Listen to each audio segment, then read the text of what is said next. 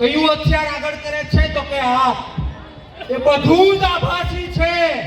આભાસીના મહેલ, આભાસીનો વિકાસ, આભાસીનું સનાતન, અને એક બાજુ કોંગ્રેસ વાસ્તવિકતા લઈને ચાલે છે. આવો બધું જ સાઈડમાં કરીને વાસ્તવિકતા તરફ પ્રયાણ કરીએ, માવતર પાર્ટી તરફ પ્રયાણ કરીએ.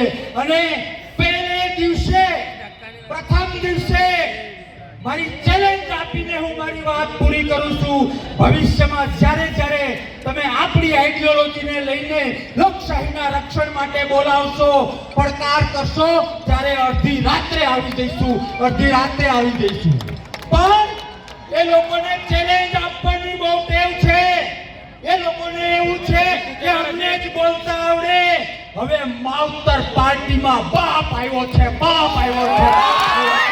તમારામાં તાકાત હોય તો તમે કહો એ સમય, તમારામાં તાકાત હોય તો તમે કહો એ ટીવી, એ સ્થળ.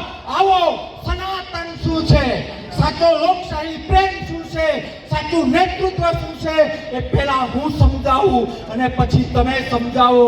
એક ઇંચ જો કરશન બાપુ પાછો પડે તો સમાધિ લેવા તૈયાર છે, સમાધિ